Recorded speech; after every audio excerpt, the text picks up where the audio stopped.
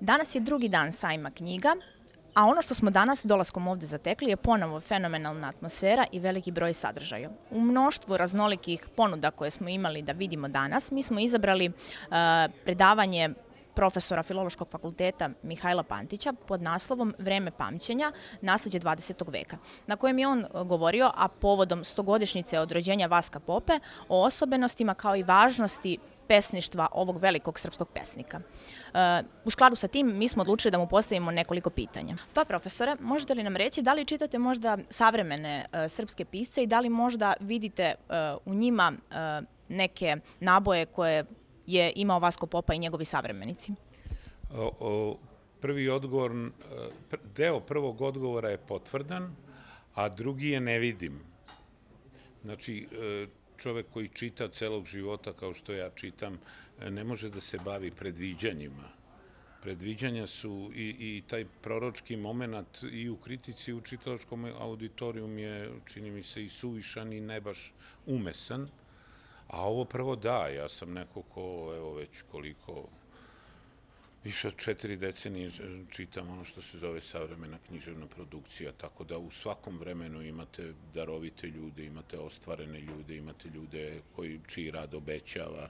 To je nepromenjeno bez obzira na to što se okolnosti oko književnosti menjaju, ali književnost je konstanta kulture, pa saglasno tome svako doba ima nešto čime može da se pohvali, ajde da to tako kažem.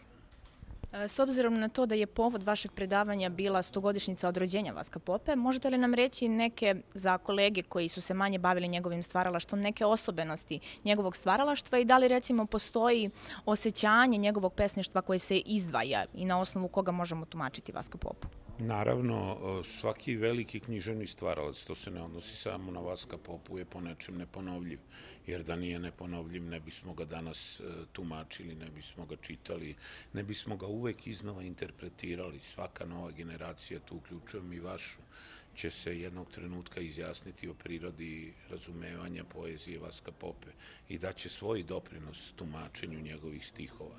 Znači, onaj pesnik koji prevaziđe sopstvenu epohu, a to je Vasko Popa, upravo kao i drugi najznačajniji srpski pisci, su oni pesnici koji se preporučuju u čitalačkom zanimanju i, ako hoćete, analitičkom interesu onih celokupne kulture, ne samo pojedinaca, nego svih ljudi koji dolaze posle toga vremena i koji žele na ovaj ili onaj način razumeju šta je to srpska književnost. Tu se Vasko Popa po mnogo čemu izdvaja. Ja sam večeras nešto govorio o tome da je on veliki pesnik sinteze, jer kroz njegovo pesništvo u stvari vidite kako diše celokupna srpska kultura i naše kulturno pamćenje.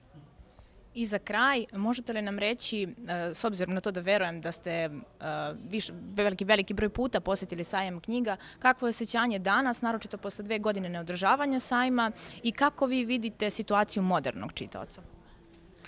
Pa razgovarate sa čovekom koji od 5. razreda osnovne škole nije propustio ni jedan sajam knjiga, ali doslovno slovima i brojevima ni jedan sajam knjiga, izuzimajući ove 2 godine kada on nije ni održan.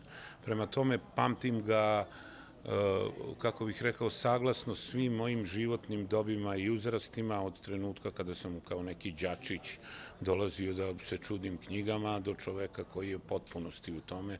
Pa evo sada mogu da kažem i da imam nekakav, pa mogu slobodno da kažem, neki lični odnos prema ovoj manifestaciji koja je po svemu unikatna. To vam govori neko ko je bio na gotovo svim evropskim sajmovima kulture, po masovnosti, sajmovima knjiga, po masovnosti i po interesovanju i po činjenici da jedan grad nekoliko dana živi u duhu onoga što se ovde dešava. To je nešto što je zaista izuzetak, mislim na sve kudikamo, da kažem, nerazvijenije, to nije dobra reč, nego prostranije, prostornije i u kvantitativnom smislu šire i veće kulture, u kvantitativnom smislu.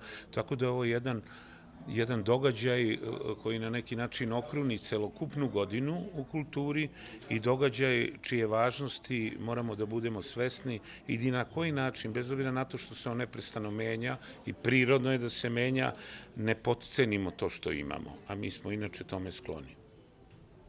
Dragi profesore, hvala vam na ovoj kratkoj izjavi, a ja se nadam da će to postaći čitaoce da se posvete Vaski Popi, a ne samo njemu, nego i mnogim drugim našim stvaraocima druge polovine 20. veka. Hvala i vam.